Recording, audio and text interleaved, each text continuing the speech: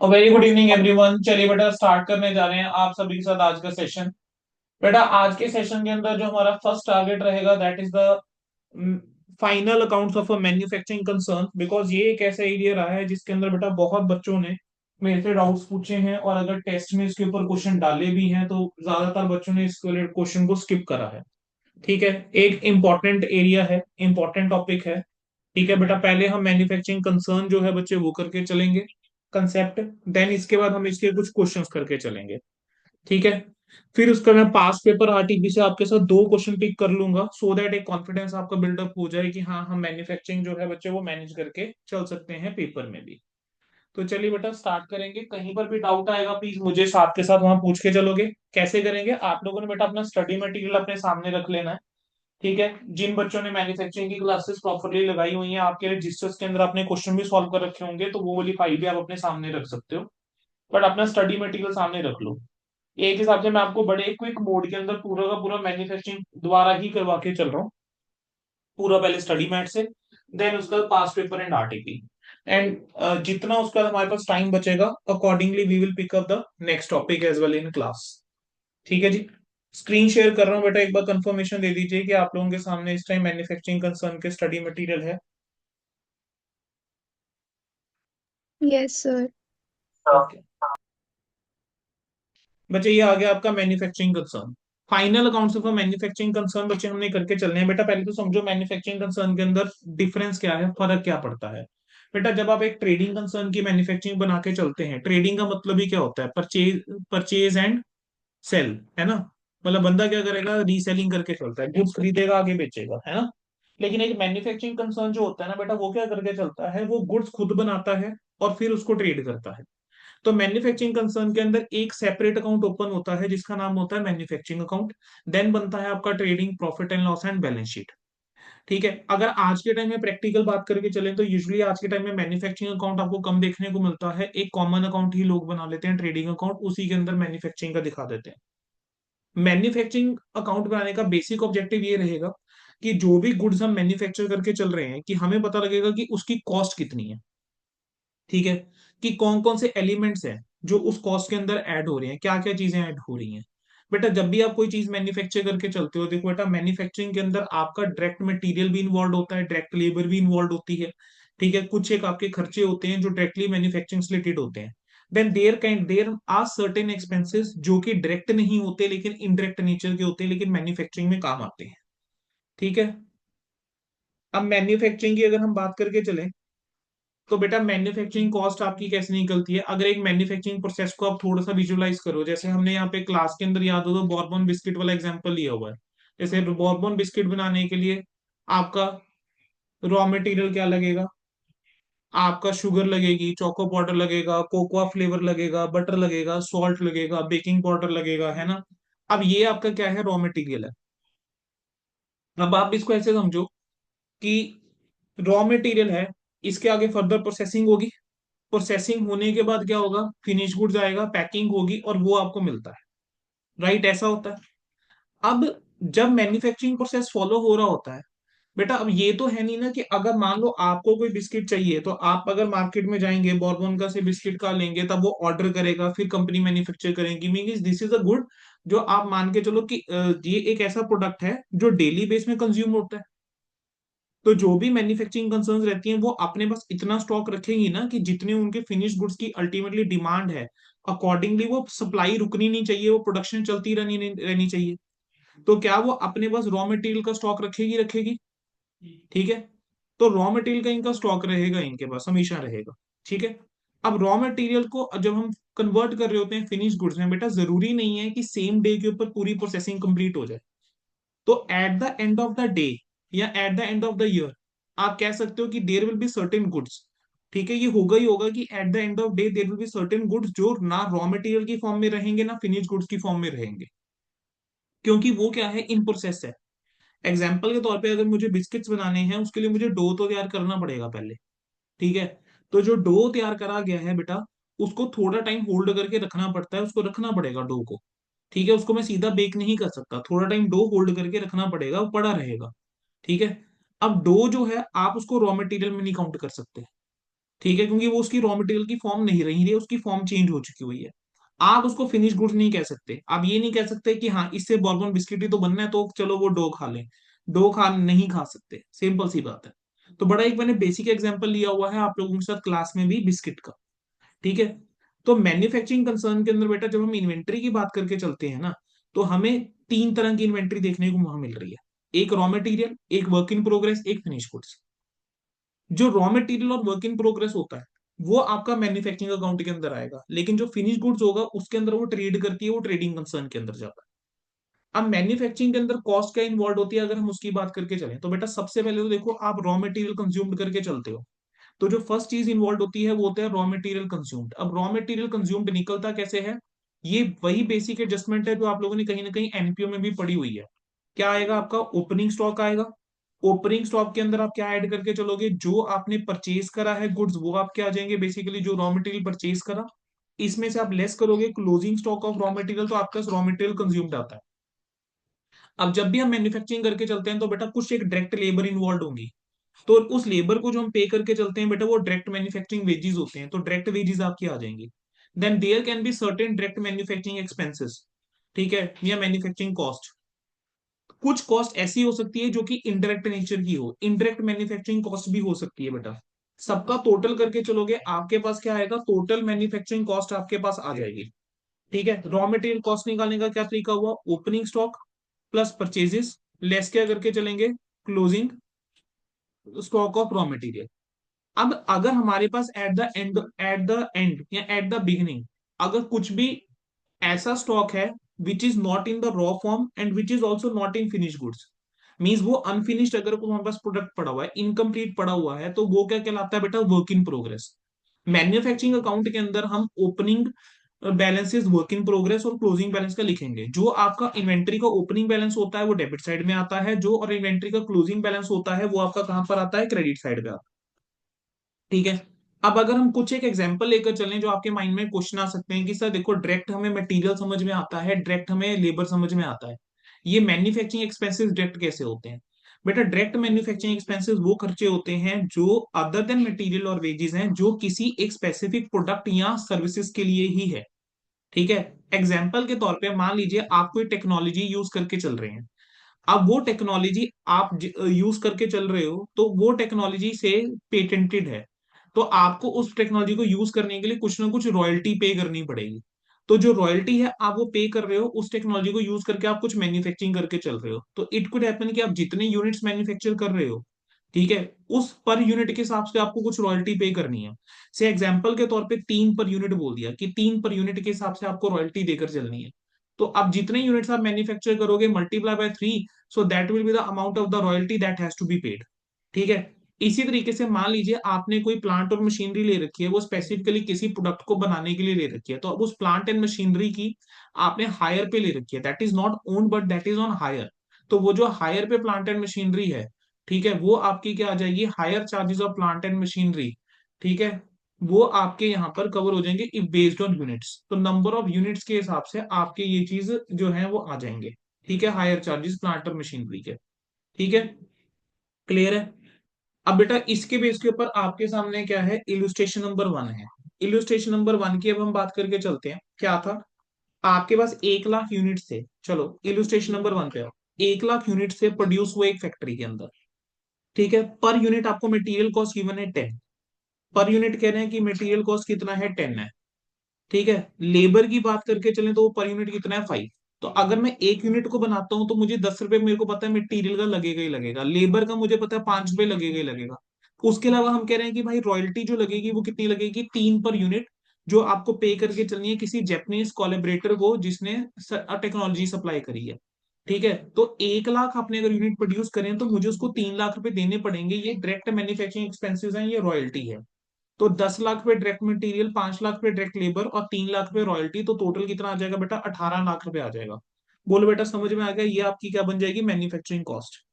अच्छा yes sir. अब बेटा जब हम मैन्युफैक्चरिंग करके चलते हैं, अच्छा इसको हम क्या बोलते हैं, एक चीज समझो, जब हम डायरेक्ट मटेरियल, डायरेक्ट वेजेस और डायरेक्ट मैन्युफैक्चरिंग एक्सपेंसेस का टोटल करते हैं ना बेटा, तो उसको हम क्या बोलते हैं, प्राइम कॉस्ट बोलते हैं। जब आप इंटर लेवल पे जाओगे आपको एक सब्जेक्ट अंदर आएगा कॉस्ट अकाउंटिंग के नाम से, तो वहां पर आप प्राइम कॉस्ट जो है वहां पे कॉस्ट अकाउंटिंग आप पढ़ के चलोगे, वहां पर आपको सीखोगे इसको क्या बोलते हैं, प्राइम कॉस्ट।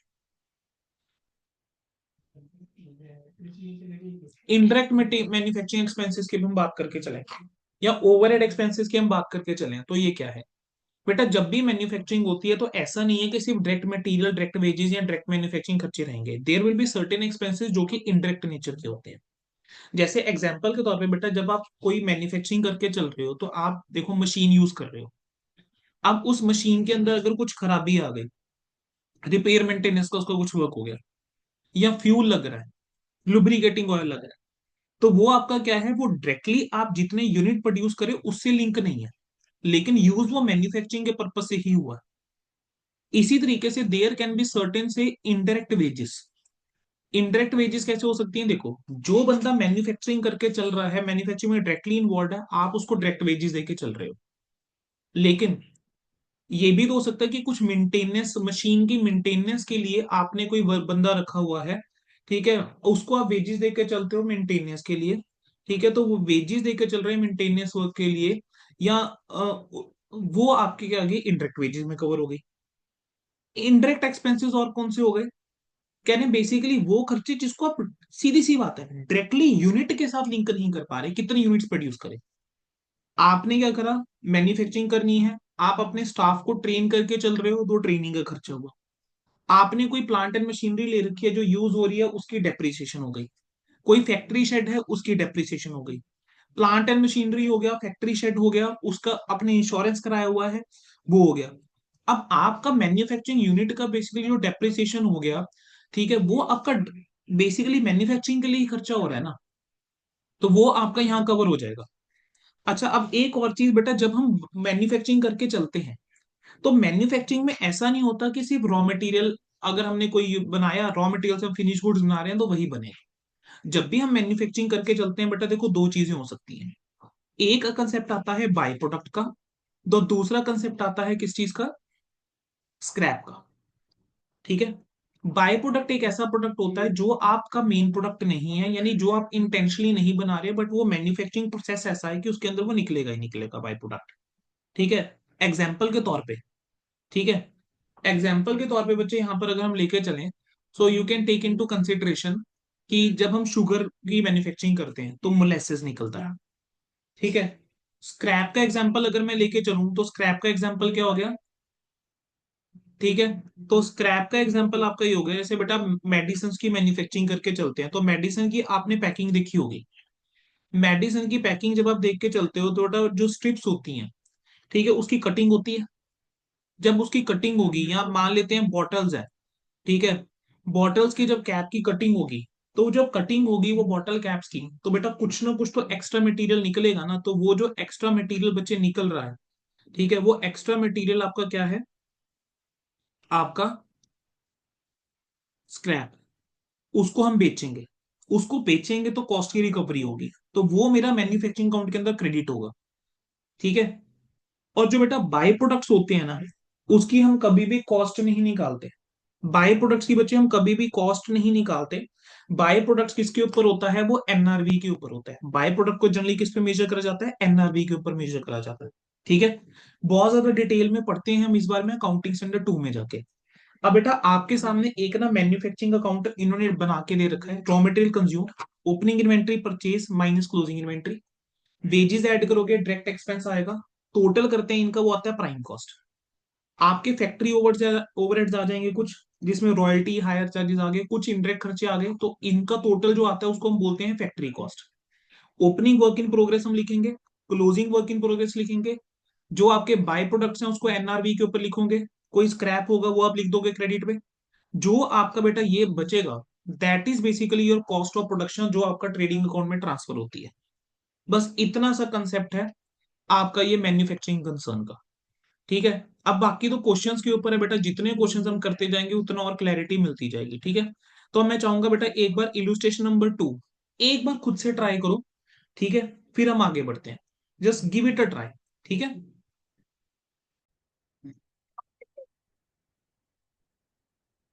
हाँ जी बच्चों, इलुस्ट्रेशन नंबर बेटा 2 पे आ जाएंगे अब। इलुस्ट्रेशन नंबर 2 की हम बात कर रहे थे।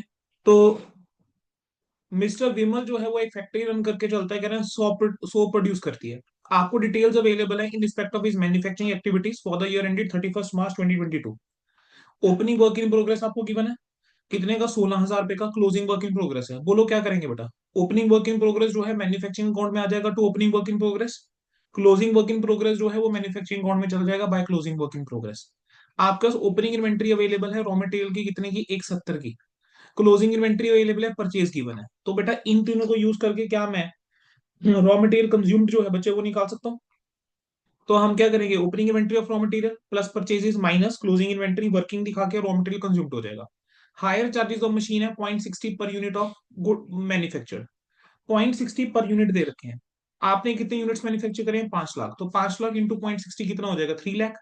हायर चार्जेस ऑफ फैक्ट्री, आपका ये कहीं ना कहीं इनडायरेक्ट खर्चा हो गया मैन्युफैक्चरिंग। डायरेक्ट वेजेस आपको गिवन है कॉन्ट्रैक्टेड जो है वो 0.80 पर यूनिट मैन्युफैक्चर्ड है। हमने 5 लाख यूनिट मैन्युफैक्चर करें, 5 लाख का 0.80 करा तो कितना हो गया, 4 लाख। उसके अलावा कह रहे हैं कि जो वर्क इन प्रोग्रेस है उसका 0.40। Work in progress is 180, 180 into 0.40 will come out be 72,000। ठीक है, रिपेयर और मेंटेनेंस जो है वो कितने का है, रिपेयर और मेंटेनेंस 180 है, और ऊपर दिया हुआ है कि ये जितना डिटेल्स है वो मैन्युफैक्चरिंग एक्टिविटी से रिलेटेड है। तो रिपेयर मेंटेनेंस भी किस चीज की होगी, मशीनरी की ही होगी बच्चे। ठीक है, तो रिपेयर मेंटेनेंस भी आपका यहाँ पर कवर हो जाएगा। ठीक है, तो अब इसको बनाएंगे किस तरीके से बेटा, मेरे पास यूनिट्स की डिटेल अगर अवेलेबल है ना तो हम यूनिट्स दिखाकर चलेंगे। ठीक है, आपके पास आया manufacturing account, opening work in progress, units दिखाए 10,000, इसका अमाउंट लिखा। रॉ मटेरियल कंज्यूम्ड कितना आ गया था, 8 lakh. Opening plus purchase minus closing. Direct wages calculation आपने करके दिखा दी कि डायरेक्ट वेजेस की क्या कैलकुलेशन रहेगी। ठीक है, आपको दिया हुआ था 5 लाख यूनिट्स के ऊपर 0.80 है, और 12,000 यूनिट्स के ऊपर जो आपके वर्क इन प्रोग्रेस बोलते हैं 0.40 है। ठीक है, या हमने कुछ गलत कैलकुलेशन करी बच्चे। अच्छा, ये रिपेयर मेंटेनेंस का था, सॉरी बच्चे ये रिपेयर मेंटेनेंस का था। Opening closing work in progress is 12,000। ध्यान रखना बेटा, सिली मिस्टेक मत कर बैठना। 12,000 इंटू 0.40। फिर डायरेक्ट एक्सपेंसेस के अंदर हायर चार्जेस आ गए मशीनरी के। इनडायरेक्ट के अंदर देखो हायर चार्जेस आ गया फैक्ट्री के, और रिपेयर और मेंटेनेंस आ गया। ठीक है बच्चे, इसके बाद बेटा नेक्स्ट हमारे पास बढ़ेंगे। तो क्लोजिंग वर्क इन प्रोग्रेस आया 12,000 यूनिट, उसकी वैल्यू।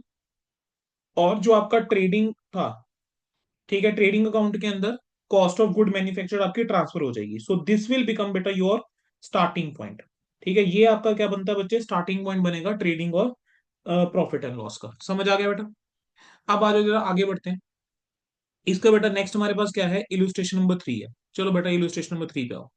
31 मार्च 2022 को ट्रायल बैलेंस आपको गिवन है मिस्टर वाइट का एज फॉलोस। आपको बेटा स्टॉक की डिटेल गिवन है, जो बेटा जो आईसीआई की स्टडी मेट वाले क्वेश्चन है, क्योंकि हमने क्लास में करे हुए हैं तो हम इसको इस तरीके से कर रहे हैं। इसका मैं आपके साथ एक पास्ट पेपर आरटी भी प्रॉपर सॉल्व करूंगा। ठीक है, आपके पास स्टॉक दे रखा है रॉ मटेरियल का, वर्क इन प्रोग्रेस का, फिनिश गुड्स का। रॉ मटेरियल का स्टॉक कितना है 21, वर्क इन प्रोग्रेस का 95, फिनिश गुड्स का 15,500। बेटा रॉ मटेरियल का स्टॉक जो है वहां कहाँ यूज करोगे, रॉ मटेरियल कंज्यूम की कैलकुलेशन के अंदर। आपको इस क्वेश्चन की रिक्वायरमेंट पढ़ लो पहले क्या दी हुई है। क्वेश्चन की रिक्वायरमेंट है आपको मैन्युफैक्चरिंग अकाउंट बनाना है, ट्रेडिंग अकाउंट बनाना है, और पी एंड एल बना के चलना है।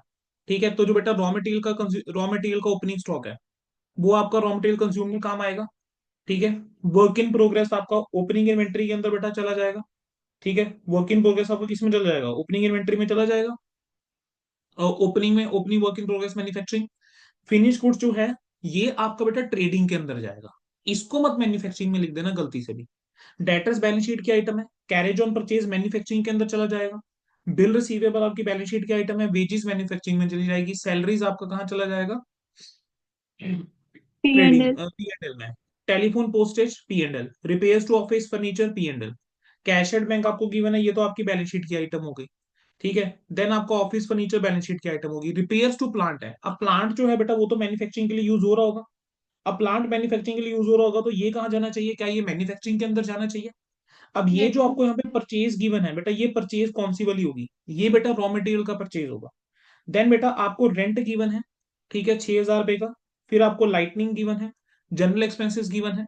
अब आप नीचे जब क्वेश्चन पढ़ते हैं बेटा आपको डिटेल दे रखी है, रॉ मटेरियल का क्लोजिंग स्टॉक गिवन है 16,200। तो जितना ओपनिंग स्टॉक था उसके अंदर परचेज ऐड करूंगा, 16,200 लेस करूंगा, रॉ मटेरियल कंज्यूम्ड आ जाएगा। सेमी फिनिश गुड्स का जो क्लोजिंग स्टॉक गिवन है वो आपका by closing work in progress आ जाएगा। कह रहे हैं सैलरीज और वेजेस अनपेड थे मार्च 2022 के, वैल्यू गिवन है, तो जो अनपेड है वो सैलरी वेजेस में रिस्पेक्टिवली ऐड हो जाएंगे। मशीनरी डेप्रिशिएट करने के लिए बोला था बेटा, मशीनरी के ऊपर जो डेप्रिसिएशन है वो मैन्युफैक्चरिंग के अंदर आएगी। ऑफिस फर्नीचर के ऊपर जो डेप्रिसिएशन है वो आपका कहाँ चला जाएगा, प्रॉफिट एंड लॉस में। कह रहे हैं office premises occupy 1/4 of the total area, provision and doubtful debt के ऊपर 1% ऑफ सेल्स। ठीक है, आपको सेल्स की वैल्यू जो है बेटा दे रखी थी 167,200, ये 167,200 के अकॉर्डिंग आप कैलकुलेशन कर दोगे कितना है 167,200 का 1%, वो आपका प्रोविजन मेंटेन कर दोगे। ठीक है, ऑफिस प्रीमाइसेस कह रहे हैं 1/4 ऑफ टोटल एरिया। अब ऑफिस प्रीमाइसेस अगर 1/4 टोटल एरिया का है, आपको रेंट गिवन है 6,000 का, यानी इस 6,000 के अंदर बेटा 1/4 किस चीज का रेंट हो जाएगा फिर हमारा, ऑफिस का, और 3/4 किस चीज का रेंट होगा, प्लांट का। तो आपका 3/4 खर्चा कहां पर जाएगा बेटा, मैन्युफैक्चरिंग के अंदर जाएगा। ठीक है, दिस वाज द पॉइंट। ठीक है, उसका नेक्स्ट बोला है लाइटनिंग जो है वो 2/3 फैक्ट्री की है। अगर लाइटनिंग का खर्चा देखोगे वो कितना है 1350, 1350 का 2/3 कहां पर आएगा, लाइटनिंग का मैन्युफैक्चरिंग में। बाकी कहां चला जाएगा बेटा, P&L के अंदर। ठीक है, तो मैन्युफैक्चरिंग अकाउंट एक बार देखोगे, ये आया बेटा आपका ओपनिंग वर्क इन प्रोग्रेस। ठीक है, रॉ मटेरियल कंज्यूम, क्लियर है। कैरेज ऑन परचेज, अच्छा क्रेडिट साइड में आ जाओ एक बार, क्रेडिट साइड में कोई आइटम तो नहीं थी, सेल ऑफ स्क्रैप गिवन था बेटा। सेल ऑफ स्क्रैप, स्क्रैप कहां जाएगा, मैन्युफैक्चरिंग में। कमीशन रिसीव्ड कहां जाएगा, P&L में। प्रोविजन फॉर डाउटफुल डेट का कुछ बैलेंस आपको ऑलरेडी गिवन है, तो वो एडजस्टमेंट जो रिक्वायर्ड होगी बेटा वो हम कर लेंगे। ठीक है, आपका वेजेस आ गया, वेजेस आउटस्टैंडिंग ऐड करा, रिपेयर्स टू प्लांट, रेंट 3/4 समझ आ गया, लाइटिंग समझ आ गया, डेप्रिसिएशन मशीनरी। आपका क्लोजिंग वर्क इन प्रोग्रेस आया, सेल ऑफ स्क्रैप आया, बेटा ये अमाउंट कहां ट्रांसफर करोगे, ट्रेडिंग में, कॉस्ट ऑफ गुड्स मैन्युफैक्चर्ड के नाम से। कॉस्ट ऑफ गुड्स मैन्युफैक्चर्ड आपके यहाँ पे ट्रांसफर हुए ट्रेडिंग के अंदर, सबसे पहले ओपनिंग स्टॉक फिनिश गुड्स का, कॉस्ट ऑफ गुड्स मैन्युफैक्चर्ड जो आपका मैन्युफैक्चरिंग अकाउंट से आया, सेल्स जो है आपको दे रखी थी, क्लोजिंग स्टॉक फिनिश गुड्स का, जो रिजल्ट आया वो ग्रॉस प्रॉफिट। अब प्रॉफिट एंड लॉस अकाउंट के अंदर आपका ग्रॉस प्रॉफिट और कमीशन जो इनकम थी, उसके अलावा सैलरी की एडजस्टमेंट थी, बाकी खर्चे देख लो, telephone repair on office furniture, rent 1/4 करा, लाइटनिंग का खर्चा 1/3 करा, depreciation of furniture general expenses आ गया, डाउटफुल डेट्स के लिए प्रोविजन जो थी वो हमने करनी थी, 1672 चाहिए थी, 1650 की पहले से थी तो 22 की और क्रिएट कर दी, जो रिजल्ट आया वो आपका आ गया नेट प्रॉफिट। बैलेंस शीट बना के चलोगे तो बैलेंस शीट तो बेटा आपकी नॉर्मल जैसे बनती है बिल्कुल वैसे है, तो बैलेंस शीट के अंदर कहीं दिक्कत नहीं आएगी। हाँ, जो चीजें ध्यान रखने वाली है, इसके अंदर अब क्लोजिंग स्टॉक में रॉ मटेरियल और वर्क इन प्रोग्रेस का भी स्टॉक हमारा बचे आ जाएगा। बोलो बेटा क्या यहाँ तक क्लियर है सभी को, yes sir. Yes sir. Yes sir. Easy. अच्छा, प्रैक्टिकल क्वेश्चन एक बार वन देखो, क्या प्रैक्टिकल क्वेश्चन वन के अंदर आप हो सकता है मैनेज खुद से।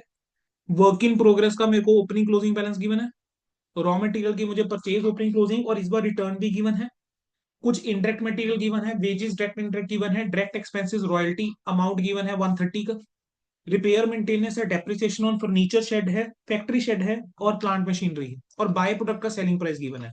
क्या बेटा आराम से मैनेज कर सकते हैं ये क्वेश्चन, इस क्वेश्चन में मुझे नहीं लगता कोई दिक्कत आनी चाहिए, यस सर। हो जाएगा। चलिए, अच्छा इस वाले क्वेश्चन के ऊपर आओ बेटा, mark this question is important. इस बार मुझे लगता है कि इस टाइप का क्वेश्चन आप पेपर में एक्सपेक्ट करके चल सकते हो बेटा। ठीक है, 8 नंबर का 10 नंबर का क्वेश्चन एक्सपेक्ट करके चल सकते हो।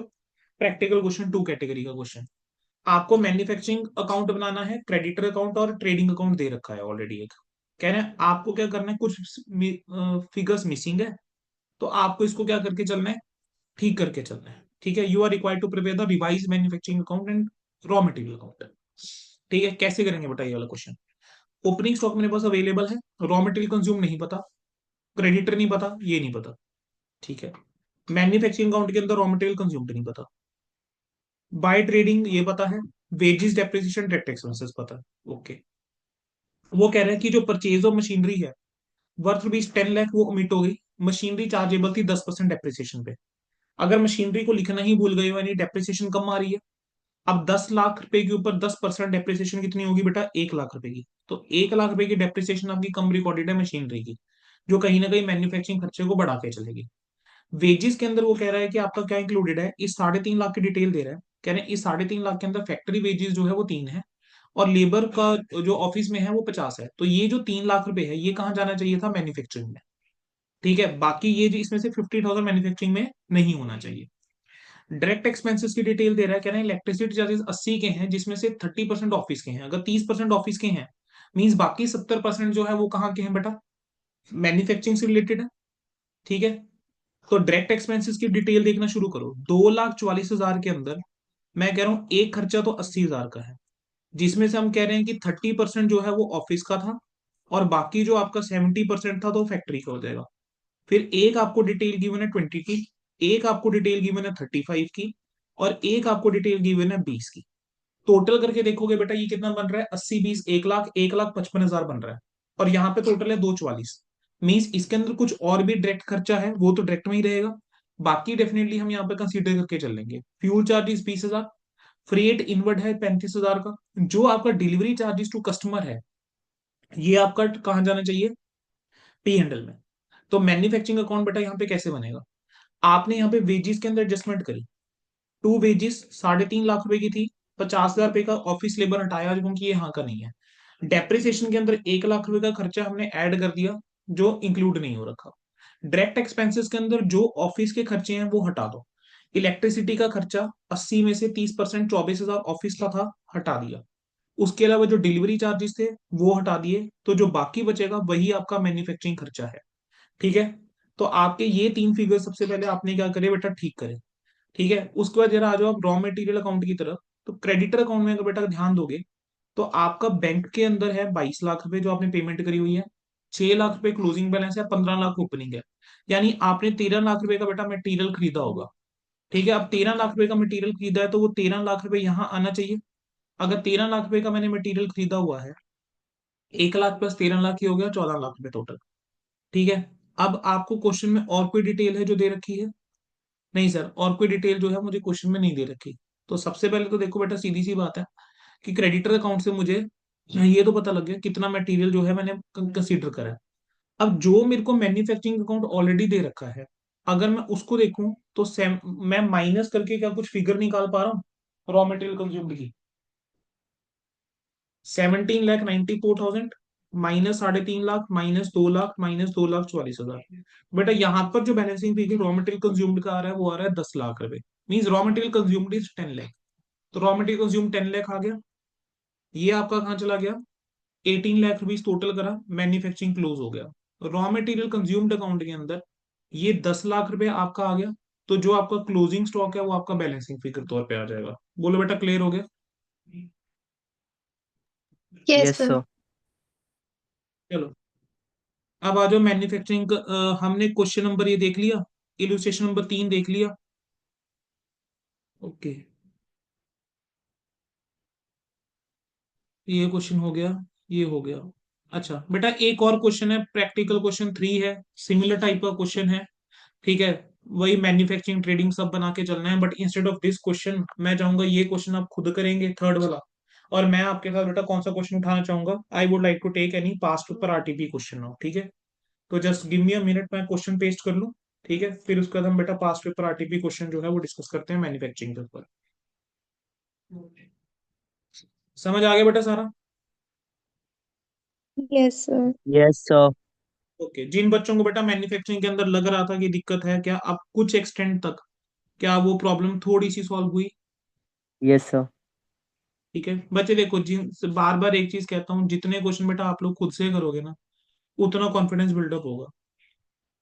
ठीक है, मेरे मेरे साथ क्लास लगाने से अगर रिवीजन जल्दी होती है तो उसका फायदा उठाओ। फटाफट से मेरे साथ क्लास लगाई, जो भी है कंसेप्ट कवर करा, देन उसके बाद आप लोगों ने मेनली क्या करना है, जितने क्वेश्चन आप लोग खुद से सॉल्व कर सकते हो। कौन कह रहा है आपको इस टाइम पे कि भाई प्रॉपर फॉर्मेट के साथ करने हैं, 2 क्वेश्चन 3 क्वेश्चन प्रॉपर फॉर्मेट के साथ कर लिए, that is more than sufficient.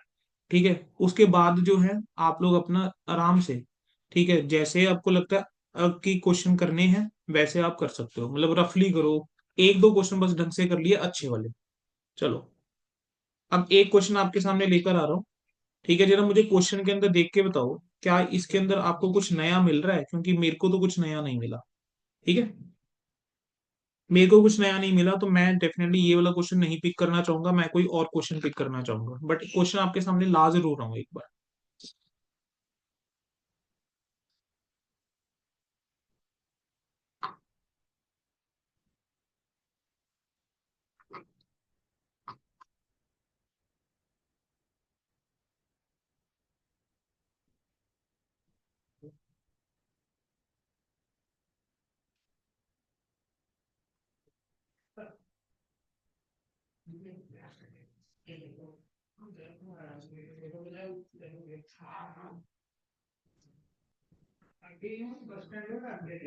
बेटा जरा चेक करो, आपके साथ स्क्रीन शेयर कर रहा हूँ, एक बार जरा मुझे चेक करके बताओ क्या ये क्वेश्चन वही नहीं है जो अभी अभी हम कहीं ना कहीं डिस्कस करके आए हैं, काइंड ऑफ।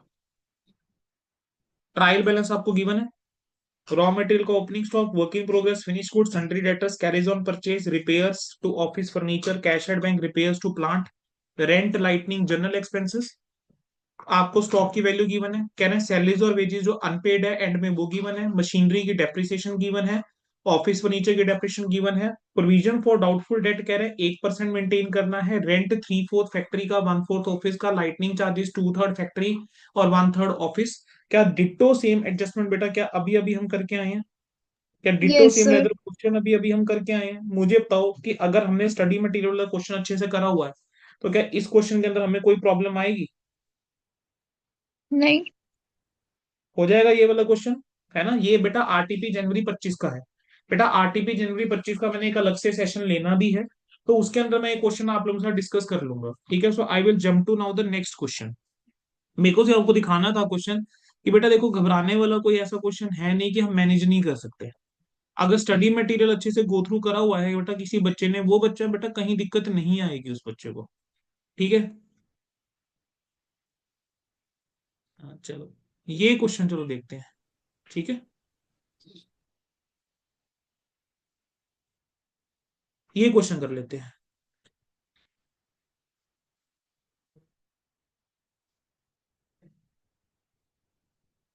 कर दूं मैं?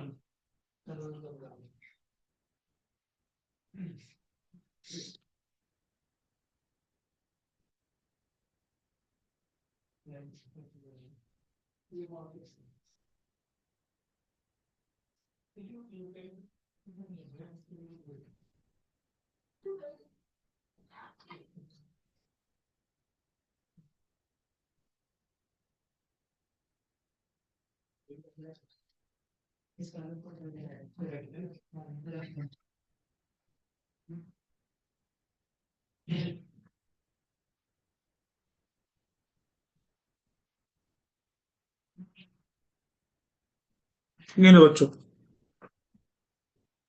हो गया the question paste. The following is the trial balance of mister Samuel, ठीक है, for the year ended 31 March 2024। Mister Samuel का बेटा आपको ट्रायल बैलेंस गिवन है। सबसे पहले क्या गिवन है? कैपिटल गिवन है। कैपिटल के बाद आपको क्या दे रहे हैं? Sundry creditors, purchase return, loan, provision for bad doubtful debt, sales, bank OD, opening stock. Opening stock के अंदर आपको तीन डाटा मिल रहे हैं, दो डाटा मिल रहे हैं, रॉ मटेरियल और फिनिश गुड्स। तो रॉ मटेरियल देखते ही बेटा मेरा दिमाग स्ट्राइक करता है कि बेटा हो सकता है कि इस क्वेश्चन के अंदर मैन्युफैक्चरिंग अकाउंट पूछ रखा हो, ठीक है? फिर उसके बाद नेक्स्ट आपका purchase of raw material, land, building, loose tools, plant machinery, furniture fixture, drawing salary, coal fuel, factory rent, general expenses, direct wages factory, power, interest paid on bank OD, carriage inward outward. Adjustment के नाम पे कह रहे हैं जो stock है raw material और finish goods का वो गिवन है, provision for doubtful debt given है, डेप्रिशिएट करने को बोल रहा है हमारे पास 10% से प्लांट मशीन, बिल्डिंग को 10% से, प्लांट मशीनरी 15 से, फर्नीचर फिक्सचर्स जो है वो 10 से। एक महीने का कह रहे हैं फैक्ट्री रेंट आउटस्टैंडिंग है, एक्रूड इंटरेस्ट है इन्वेस्टमेंट के ऊपर और इंटरेस्ट रेट है 10%, लोन के ऊपर 12% का रेट है, 1 अक्टूबर को लिया हुआ है। कहता है आपको क्या करना है, बना के चलनी है manufacturing, trading and balance sheet, ठीक है? मैन्युफैक्चरिंग, ट्रेडिंग और बैलेंस शीट बेटा आप लोगों से पूछी हुई है। बोलो बेटा क्वेश्चन को किस तरीके से करेंगे? चलें स्टार्ट करें क्वेश्चन। Yes sir. यहीं साइड में कर दूं सॉल्व? सबके पास बुक है ना? तो बुक से प्लीज वैल्यूज देख लोगे? हाँ जी, बुक से वैल्यूज देख लोगे ना बट्टे? Yes, sir. चलो, मैन्युफैक्चरिंग अकाउंट, ठीक है बेटा? जिन बच्चों के पास बुक नहीं भी है बेटा आरटीपी जून 2024 डाउनलोड करके वहां से क्वेश्चन देख लो बेटा, ठीक है? बस क्वेश्चन देखना, सोल्यूशन मत देखने बैठ जाना नमूनो। इस टाइम खुद से क्वेश्चन करने हैं, जहां डाउट आएगा बस वो चीजें मैच कर लेनी है, ठीक है? वहां देख लेंगे। मैन्युफैक्चरिंग अकाउंट बनाएंगे। सबसे पहले मेरे पास बेटा ओपनिंग स्टॉक था रॉ मटेरियल का, तो ठीक है, सबसे पहले तो यहाँ पर क्या लिखूंगा? Raw material consumed. Work in progress मेरे को नहीं दे रखा, मैं यहाँ पे क्या लिखूंगा? Raw material consumed. कैलकुलेशन बेटा मैं करके दिखा दूंगा। मेरे पास क्या है, opening stock. Opening stock of raw material is 2,50,000। ठीक है, इसके अंदर बेटा मैं परचेज को ऐड करूंगा। परचेज दे रखी थी 34 लाख रुपए की। ठीक है, और इसमें से बेटा मैं लेस करूंगा क्लोजिंग स्टॉक। क्लोजिंग स्टॉक जो है वो रॉ मटेरियल का कितना दे रखा था, 5 लाख रुपए का। 5 लाख मैंने लेस कर दिया। तो नटशेल में मुझे 2.5 लाख माइनस करना है। तो 31,50,000, 34, हाँ 31 लाख बेटा 50,000 बन जाता है क्या ये? ठीक है। Yes, sir. क्वेश्चन में लेकिन ध्यान दीजिए, एक आपको रिटर्न भी गिवन थी। तो ये जो रिटर्न गिवन थी, मुझे इसका भी तो इम्पैक्ट लेना पड़ेगा। तो मेरे को परचेज में से बेटा परचेज रिटर्न भी लेस करनी है पहले। ठीक है, तो परचेज में से बेटा लेस करोगे परचेज रिटर्न। ठीक है, ये जो रॉ मटेरियल वाली थी तो 50,000 ये लेस होगा। ठीक है, फिर आपका क्लोजिंग स्टॉक लेस होगा। तो क्लोजिंग स्टॉक था 5 का, तो 5.5 लेस करना है, बेसिकली 3 लेस करना है, तो टोटल आ रहा है ये 31 लाख रुपए। ठीक है, this is how you will present. हाँ, अगर कोई बच्चा ऐसा कर देता है कि उसने ओपनिंग स्टॉक रॉ मटेरियल का लिखा, परचेज लिखा, रिटर्न माइनस करी, और क्रेडिट साइड के ऊपर उसने क्या करा, क्लोजिंग स्टॉक लिखा, गलत नहीं है। But this is something which I would suggest कि मैन्युफैक्चरिंग में ऐसा ही करना। ठीक है, चलो इसके बाद बेटा मुझे बताओ मैन्युफैक्चरिंग खर्चे और है कौन कौन से। सर, आपने सिर्फ मैन्युफैक्चरिंग खर्चे यहां से उठाने शुरू करने हैं। ठीक है, मैन्युफैक्चरिंग खर्चे में कह सकता हूं कि जो आपका कोल और फ्यूल है, ये मैन्युफैक्चरिंग खर्चा है। Yes, कोल sir. और फ्यूल मैन्युफैक्चरिंग खर्चा है बच्चों। Yes, sir. yes sir, factory rent manufacturing खर्चा। Yes, sir. Direct wages factory manufacturing खर्चा। Yes, sir. पावर मैन्युफैक्चरिंग खर्चा। ठीक है, कैरेज इनवर्ड भी आपने परचेज के ऊपर पे करी होगी, तो मैन्युफैक्चरिंग खर्चा। तो बस इन खर्चों को लिखना शुरू करते हैं। सबसे पहले आ गया coal and fuel. Coal and fuel को लेकर बेटा कोई एडजस्टमेंट तो नहीं थी। कोल एंड फ्यूल को लेकर कोई एडजस्टमेंट तो नहीं थी ना बच्चे, चेक करो, No, नहीं sir. है ना। तो coal and fuel as it is आ गया 1,05,000 रुपये। चलो फैक्ट्री का रेंट बोलो बेटा। फैक्ट्री का रेंट कितना था, 77,000 का। क्या फैक्ट्री रेंट को लेकर कोई एडजस्टमेंट थी? उसने बोला हुआ था कि फैक्ट्री रेंट 1 महीने का आउटस्टैंडिंग है। तो 77,000 लिखूंगा, प्लस इसके अंदर मैं आउटस्टैंडिंग ऐड करूंगा 1 महीने का। अगर 77 11 महीने का है तो 7,000 ऐड 7,000. करके ये कितना बन जाएगा, 84,000 बन जाना चाहिए। ये एडजस्टमेंट करके दिखानी है बेटा। ठीक है, चलो उसके अलावा और क्या आ गया, डायरेक्ट वेजेस फैक्ट्री। ये लो बेटा डायरेक्ट वेजेस, क्या डायरेक्ट वेजेस में कोई एडजस्टमेंट थी, नहीं थी सर। तो डायरेक्ट वेजेस आ गई 1,20,000 रुपए की। सर और क्या आ जाएगा, पावर। क्या पावर के अंदर कोई एडजस्टमेंट थी, नहीं थी, 80,000 की पावर आ गई। ठीक है, और कैरेज इनवर्ट आ गया। कैरेज इनवर्ट बता सकते हो बेटा कितना था? कैरेज इनवर्ट है सर 30,000 रुपए का। तो 30,000 रुपीज का बेटा कैरेज इनवर्ट आ गया। क्या और कोई आइटम है जो आएगी? सर, एक आइटम जहां मुझे पता है बच्चे गलती करेंगे, वो है डेप्रिसिएशन ऑन मशीनरी। बेटा जो मशीनरी है आपकी, प्लांट एंड मशीनरी, क्या वो आपने प्लांट एंड मशीनरी यूज करी होगी मैन्युफैक्चरिंग के लिए? तो जो Yes, sir. आपका डेप्रिसिएशन ऑन मशीनरी है बेटा, that is your manufacturing expense. ठीक है, तो डेप्रिसिएशन ऑन मशीनरी जो है वो मैन्युफैक्चरिंग एक्सपेंस है। कितने का है depreciation on machinery? Plant machinery 3 lakh, 15%. और डेप्रिसिएशन का रेट है 15%। 3 लाख 15%. का 15% 45,000। ठीक है, खत्म। मैंने सारे एक्सपेंसेस ले लिए। ठीक है, सारे मेरे डायरेक्ट एक्सपेंस कवर हो गए। अब आप में से मुझे पता है कोई ना कोई बच्चे के माइंड में आएगा, सर यहाँ पर बिल्डिंग का क्यों नहीं ले रहे, बिल्डिंग की डेप्रिसिएशन क्यों नहीं ले रहे। ठीक है, बिल्डिंग के अंदर मैन्युफैक्चरिंग हुई होगी। ऐसा नहीं कहना बेटा। देखो बिल्डिंग जो अगर आपको स्पेसिफिकली बोल देता ना, फैक्ट्री बिल्डिंग, तब मैं उसके ऊपर डेफिनेट डेप्रिसिएशन लगाता। और दूसरा, खुद क्वेश्चन को ध्यान से पढ़ो, आपको क्वेश्चन के अंदर फैक्ट्री रेंट दे रखा है। तो अगर फैक्ट्री मेरी रेंट पे है तो क्या मेरे ओन्ड थोड़ा ना है जो मैं डेप्रिसिएशन उसके ऊपर लगा के चलूंगा। हाँ, फैक्ट्री बिल्डिंग दी होती, मेरे को रेट दिया होता उसके ऊपर, मैं डेफिनेटली वो डेप्रिसिएशन भी मैन्युफैक्चरिंग में लेकर जाता। अब बेटा इन सबका टोटल करो, 31 लाख प्लस 1,05,000। कैलकुलेटर उठाएंगे बेटा। 31 lakh plus 1,05,000 plus 84,000 plus 1,20,000 plus 80,000 plus 30,000 plus 45,000। बेटा कितना आ रहा है, 35,64,000। ये आप ट्रांसफर करोगे ट्रेडिंग अकाउंट के अंदर, तो ट्रेडिंग अकाउंट के अंदर कितना आ जाएगा, 35 लाख बच्चों 64,000। और यहाँ पर क्या लिख दोगे, कॉस्ट ऑफ गुड्स मैन्युफैक्चर्ड। ठीक है बेटा, तो ये आपका रहेगा कॉस्ट ऑफ गुड्स मैन्युफैक्चर्ड, आपका ये आ जाएगा। ठीक है जी। अच्छा, अब इसके बाद बेटा मैं क्या करूंगा बताओ जरा। इसका मुझे ट्रेडिंग और प्रॉफिट एंड लॉस अकाउंट बनाना है। तो ये आ गया बेटा मेरा ट्रेडिंग अकाउंट। ठीक है, ट्रेडिंग अकाउंट की स्टार्ट करते हैं। ट्रेडिंग अकाउंट के अंदर सबसे पहले आएगा ओपनिंग स्टॉक। अब ओपनिंग स्टॉक किसका लेकर चलना है सर? फिनिश गुड्स का लेकर चलना है। तो मुझे तो opening stock of finish goods कितना, फिनिश गुड्स का ओपनिंग स्टॉक है 425, ये आ गया 425। उसके बाद मैन्युफैक्चरिंग अकाउंट से cost of good manufacturing transfer करोगे, लिखोगे कॉस्ट ऑफ गुड्स, ठीक है, ट्रांसफर्ड फ्रॉम मैन्युफैक्चरिंग अकाउंट, या cost of goods manufactured transfer from manufacturing account. कितने की कॉस्ट आपने ट्रांसफर करी है? 35,64,000 बेटा, 64 ही था ना, 3564 है, हाँ जी।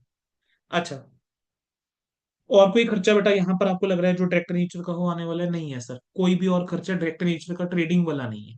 ठीक है, क्रेडिट साइड के ऊपर आपकी सेल्स आएगी। सेल्स का फिगर मेरे पास गिवन था, कितना सेल्स गिवन था? 44,20,000, तो 44,20,000 आ गया बेटा। अब यहाँ पर क्या आ जाएगा? फिर आपका आ जाएगा यहाँ पे, अच्छा सेल्स रिटर्न तो नहीं था, चेक कर लेना, सेल रिटर्न था क्या कोई? चेक करो जरा, सेल रिटर्न है क्या कोई बेटा? यस सर है। है, फिफ्टी फाइव कितना है? थाउजेंड 35,000। ये दे रखा है बेटा, ये दे रखा है 55,000। सर। ठीक फिफ्टी है, फाइव। हाँ 55 बच्चे, 55। 44,20,000 में से माइनस करके दिखाओगे रिटर्न, सेल रिटर्न कितने के? 55 की, 55 की सेल रिटर्न माइनस करोगे कितना आ जाएगा? 43,65, यही आ रहा है क्या? हाँ जी सर। 43,65। यहाँ पर लिखोगे by closing stock. Closing stock का वैल्यू कितना है? 4,37,500 रुपए। जो आपका बेटा यहाँ पे रिजल्ट आएगा वो और कुछ नहीं, वो आपका क्या कहलाएगा? ग्रॉस प्रॉफिट कहलाएगा। ठीक है, तो ग्रॉस प्रॉफिट का बेटा मेरे को बोलो अमाउंट कितना आ जाएगा? 43,65, 43,65,000 प्लस 4,37,500 माइनस 4,25,000 माइनस 35,64,000। ठीक है, ये आ जाएगा 803,500। 803,500 आ रहा है बेटा, ये चेक कर लेना बेटा, 803,500 ही है। कैलकुलेशन बच्चे जरूर एक बार चेक कर लेना, ठीक है। 43,65,000 प्लस 4,37,500 माइनस 4,25,000 माइनस 35,64,000, बेटा ये 813 आ रहा है, सॉरी 813,500। ठीक है, ये हो गया। टोटल कर लेना बेटा प्लीज, मैं टोटल नहीं लिख रहा अब। प्रॉफिट एंड लॉस अकाउंट बनाऊंगा बेटा इसके बाद। प्रॉफिट एंड लॉस अकाउंट में तो देखो बच्चे कुछ है ही नहीं, यहाँ पर क्या आ जाएगा? Gross profit. मतलब आप इंपैक्ट देख रहे हो बेटा, जब मैन्युफैक्चरिंग कंसर्न वाला क्वेश्चन आ रहा है, अगर आपने कॉस्ट ऑफ गुड्स मैन्युफैक्चर गलत निकाल दी तो आपका जीपी भी गलत हो जाएगा और आपका नेट प्रॉफिट भी गलत हो जाएगा कहीं ना कहीं। ठीक है, चांसेस है नेट प्रॉफिट भी गलत होगा। तो ग्रॉस प्रॉफिट कितना? 8,13,500। बेटा बस अब जो आइटमें बची हैं उनको उठाना शुरू करेंगे। ठीक है, सबसे पहले देखो बेटा, मेरे को दिया हुआ था लोन फ्रॉम मिस्टर साहिल। अब मेरे को ये पढ़ते ही मेरे दिमाग में एडजस्टमेंट याद आ गई, इंटरेस्ट वाली। तो लोन फ्रॉम मिस्टर साहिल के ऊपर क्या था? 12% का इंटरेस्ट था। ठीक है, जो 12% का इंटरेस्ट था वो खर्चा है, नहीं दे रखा, 1 अक्टूबर को है, तो इंटरेस्ट ऑन लोन आ जाएगा। चेक करो क्या कोई इंटरेस्ट ऑन लोन दे रखा है मुझे ऑलरेडी? क्या कोई भी इंटरेस्ट ऑन लोन दिया हुआ है? नहीं सर, इंटरेस्ट ऑन लोन नहीं दे रखा है, इंटरेस्ट ऑन बैंक ओडी दे रखा है, दैट इज डिफरेंट। तो इंटरेस्ट ऑन लोन आपका आएगा, कितने अमाउंट का आपका लोन था बच्चे? 4 लाख। 4 लाख। 4 लाख के ऊपर 12%, 48, और 6 महीने का 24,000 इंटरेस्ट ऑन लोन फ्रॉम साहिल। तो 24,000 रुपए का बेटा ये इंटरेस्ट आ गया। ठीक है, चलो आगे बढ़े। अगली आइटम जो काम की है,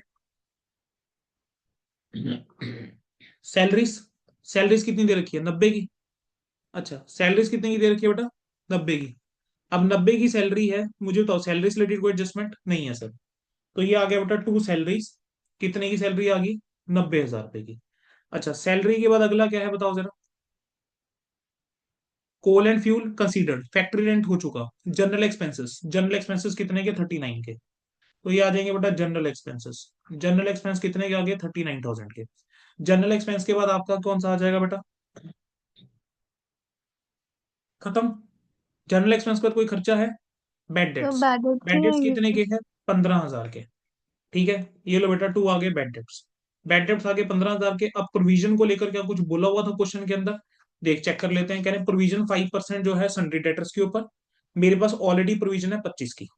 ठीक है, डेटर्स का बैलेंस कितना है? सर डेटर्स का बैलेंस जो है वो है 375। 375 का बेटा जरा 5% निकालो सर। 3,75,000 का अगर मैं 5% निकालता हूँ बेटा वो आता है 18,750। 18,750। ठीक है, तो 18,750 जो है वो मेरी नई प्रोविजन है, ऐड हो जानी चाहिए 18,750। ठीक है, और ओल्ड प्रोविजन जो है वो होनी चाहिए लेस, और ओल्ड प्रोविजन दे रखी है 25 की, तो 25,000 क्या हो जाएगा, लेस हो जाएगा। तो 15,000 प्लस 18,750 माइनस 25,000 करोगे, ये कितना आ जाएगा 8,750। तो 8,750 आपका बेसिकली प्रोविजन का बैलेंस आ जाएगा। ठीक है जी, चलो जी सर। इसके बाद बेटा नेक्स्ट जो है वो हमारे पास क्या आएगा, हाँ जी, उसके बाद नेक्स्ट बेटा चलो बताओ मेरे पास क्या आएगा, interest paid on bank carry. OD. Interest paid on bank OD जो है वो कितना है, 90 का। और एडजस्टमेंट तो नहीं है, कोई नहीं है, तो ये आ गया बेटा to interest on bank OD. ठीक है, इंटरेस्ट ऑन ओडी कितना आ गया, 90,000 रुपए का। डन। ठीक है, बाकी मैंने खर्चे लिखनी है।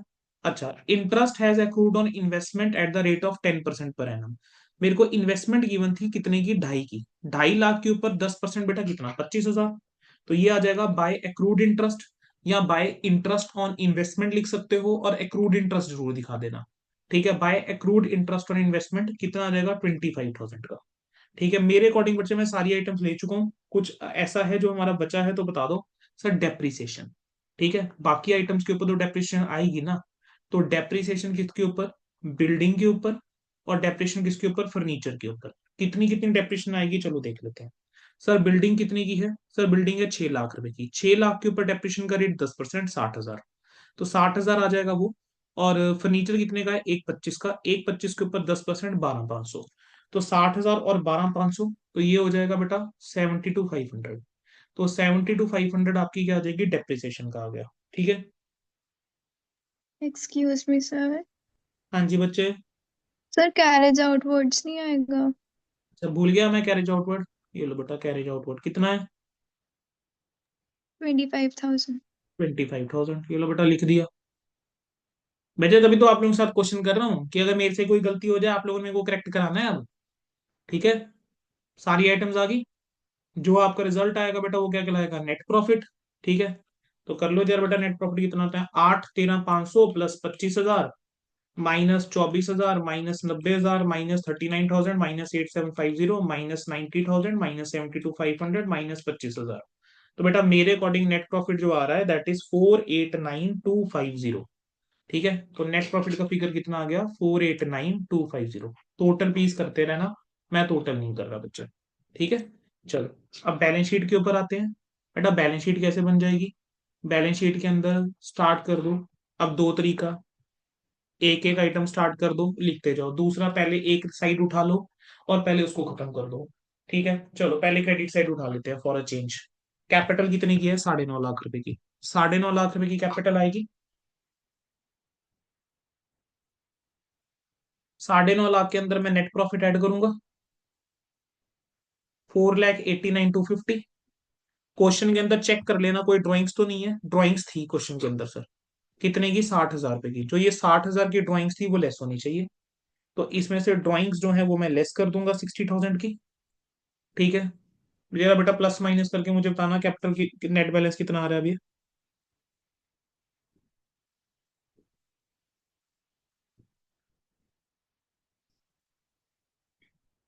हाँ जी बच्चा, कितना आ रहा है, 13,79,250। 13,79,250 मुझे बता रहे हैं। चलो क्रेडिट साइड के अंदर और कौन से item, sundry creditors. Sundry creditors कितने के हैं, 3,25 के। तो ये लो बेटा, ये आ गए सन्ड्री क्रेडिटर्स। हाँ जी बेटा बोलेंगे, क्या हो गया प्रांजल। सर हाँ जी बच्चे बोलो। मेरा जो नेट प्रॉफिट का फिगर है वो थोड़ा अलग आ रहा है, एक बार बच्चे टोटल फिर से कर दो। अलग आ रहा है, ये हाँ, लो बेटा। मेरा चेक करो फोर। कौन सी आइटम नहीं लिखी हुई, वो चेक करो, वैल्यू सारी मैच सिर्फ है। बैड डेब्ट्स आपने इनर कॉलम में लिखा हुआ है। बच्चे 8,750 है बेटा, रिवीजन की एडजस्टमेंट नहीं करोगे। अच्छा हाँ ठीक है। ठीक है, हो गया। Yes sir. अच्छा मेरे को और तो और क्या है, सन्ड्री क्रेडिटर्स के बाद और क्या गिवन था बेटा, सन्ड्री क्रेडिटर्स के बाद मेरे पास है लोन फ्रॉम मिस्टर साहिल, 4 लाख। तो बेटा लोन फ्रॉम साहिल, अब देखो लोन फ्रॉम साहिल दो तरीके। एक है लोन फ्रॉम साहिल के अंदर ही मैं क्या कर दूं, इंटरेस्ट का अमाउंट ऐड कर दूं। इसी के अंदर इसका इंटरेस्ट आउटस्टैंडिंग ऐड कर दिया। कितना इंटरेस्ट आउटस्टैंडिंग था बेटा? 24,000 रुपए का। आउटर कॉलम लिख दूं 4,24,000। दूसरा है, इसको अलग से लिख दो। दोनों करेक्ट है। आपका इंस्टीट्यूट वैसे ऐड करके चलता है। प्रोविजन को छोड़ दो, बाद में देखेंगे। बैंक ओडी कितना? 6 लाख रुपए का। ये लो बेटा, ये आ गया बैंक ओडी। तो बैंक ओडी का बैलेंस कितना आ गया? 6 लाख रुपए। बेटा जो जो मैं ट्राई बैलेंस से उठा सकता था मैंने उठा लिया लाइबिलिटी साइड। ठीक है, अब आ जाओ सर एसेट्स के इसमें ऊपर। इंटरेस्ट भी था।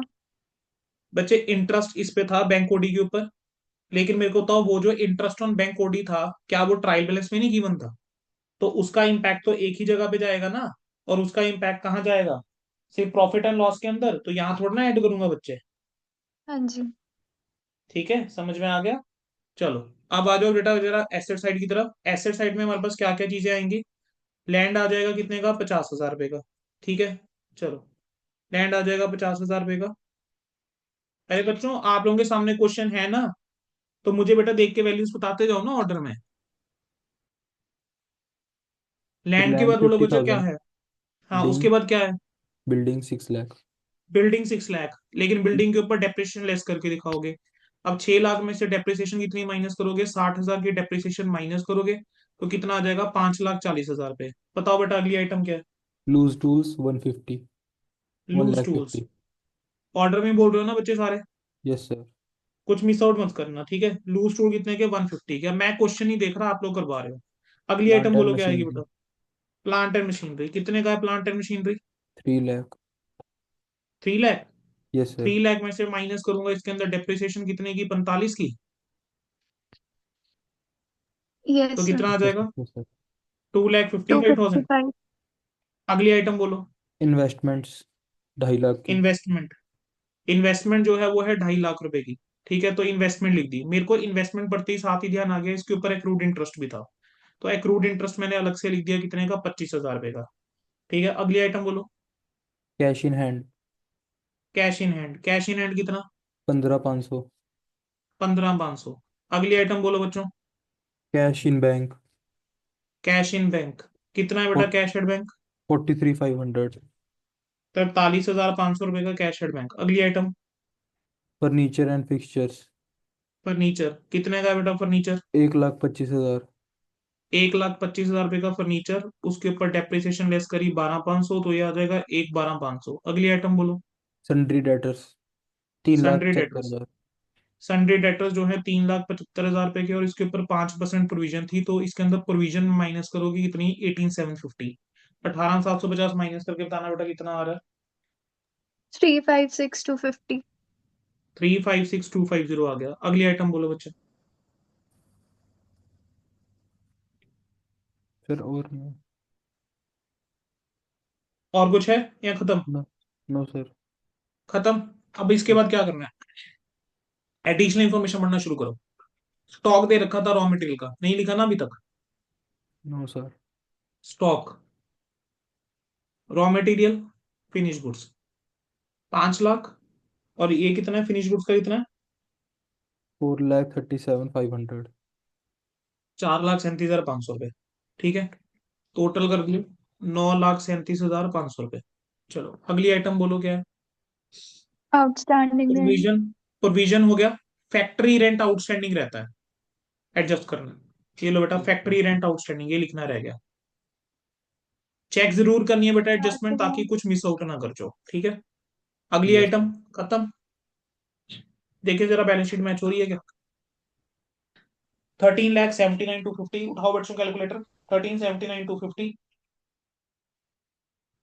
Plus 3,25,000 plus 4,24,000 plus 6 lakh plus 7,000, कितना आ रहा है? 27,35,250। ठीक है, अब इसमें से माइनस करते जाओ। 9,37,500। बेटा प्लीज हमेशा ऐसे करना, एक साइड का टोटल करके दूसरी की फिगर्स माइनस करना। अगर जीरो आ गया तुम्हारी बैलेंस शीट मैच है। अगर जीरो नहीं आया तो जो अमाउंट आ रहा होगा यानी उतने का डिफरेंस है। 356,250, 112,500, 43,500, 15,500। ठीक है, देन आपका फिर 25,000, फिर आपका 2.5 लाख, फिर आपका 2,55,000, फिर आपका 1.5 लाख रुपए के टूल्स, बचा 590 माइनस करा 5,40,000, माइनस किया 50,000, तो बेटा ये मैच हो गया, मेरी बैलेंस शीट हो गई मैच 27, 35, 250। मुझे बताओ क्या अब मुश्किल है manufacturing concern? No sir. No sir. क्या और कोई क्वेश्चन करना है मैन्युफैक्चरिंग कंसर्न का? क्या एक आधा क्वेश्चन और करना चाहते हो? एक क्वेश्चन बेटा खुद से ट्राई करना चाहते हो, एक आधा क्वेश्चन? यस। मतलब फुल फ्लेज एक क्वेश्चन खुद से ट्राई करोगे आप लोग? ठीक है। अगर उसके अंदर कोई डाउट होगा, किसी बच्चे का गलत आंसर आएगा, तब मैं वो पॉइंट डिस्कस कर लूंगा। बोलो, करना है एक क्वेश्चन और? सर नहीं, डिबेंचर्स करवा दो। ठीक है, ठीक है बच्चे। अच्छा, फाइनल अकाउंट्स के अंदर कोई क्वेश्चन अगर करना चाहते हो, फिर बेटा ये चैप्टर क्लोज ही कर देंगे ना बच्चे फिर ये। सर कोई कोई क्वेश्चन क्वेश्चन किसी नहीं। बच्चे को लगता है कि फाइनल अकाउंट्स का एक आधा सर क्वेश्चन करना है कोई, तो बता दो बेटा। No sir. श्योर? चलो बेटा, फिर बच्चे मैं आप लोगों को जो क्वेश्चंस फाइनल अकाउंट्स की बस एक लिस्ट दे दूंगा। ठीक है। वो वाले क्वेश्चन मैंने कल आई थिंक भेज भी दिया ग्रुप में, भेज चुका हूँ मैं ग्रुप में। ठीक यस है। हाँ सर। जी तो सर। वो वाले, हाँ बच्चे बस वो वाले क्वेश्चन जो है वो एक बार देख लेना। एक बेटा आपका ना क्वेश्चन है फाइनल अकाउंट्स के अंदर, वो 2-3 बार आया है फिगर्स चेंज के साथ। आरटीपी दिसंबर 2019 में भी है, आरटीपी जून 2018 में भी मुझे याद आ रहा है, दिसंबर 2021 में भी ऐसा कुछ क्वेश्चन है। बैंक ओवरड्राफ्ट वाला जो है, प्लीज वो क्वेश्चन बेटा प्लीज सभी बच्चे जरूर एक बार कर लेना। ठीक है। बाकी मेरे को नहीं लगता अब आपको इस चैप्टर के अंदर कहीं पर ऐसा दिक्कत आएगी। और प्लीज सारे कंसेप्ट करके जाना, कुछ छोड़ के मत जाना बेटा। ठीक है। कर लोगे अब आप ये क्वेश्चन मुझे लगता है मैनेज कर लोगे। ठीक है। और एक क्वेश्चन जरूर है, हाँ मैं वो उस क्वेश्चन के साथ देखना चाहता हूँ आप लोग क्या करते हो। ठीक है। That is question number 18। Past paper जुलाई 2021 का सवाल है बेटा ये। ठीक है। वो क्वेश्चन मैं जरूर चाहूंगा आप सभी बच्चे ट्राई करके चलेंगे। पास्ट पेपर जुलाई 2021 लिख लो ये क्वेश्चन बेटा, प्लीज आप लोगों ने करना है अगर वो ओपनिंग में रह भी गया। 18 और 20, क्वेश्चन नंबर 18 और क्वेश्चन नंबर 20। ठीक है। ये दो क्वेश्चन बच्चे प्लीज एक बार जरूर देख लेना। बाकी मेरी तरफ से बच्चे डन है। ठीक है। तो हमारी तरफ से बेटा फिर फाइनल अकाउंट्स क्लोज है मेरी तरफ से। अब किसी बच्चे को कोई डाउट होंगे, कुछ पूछना होगा, तो डेफिनेटली बच्चे वो बच्चा मेरे से पूछ सकता है। ठीक है। चलो जी, तो ये वाली रिकॉर्डिंग यहाँ एंड कर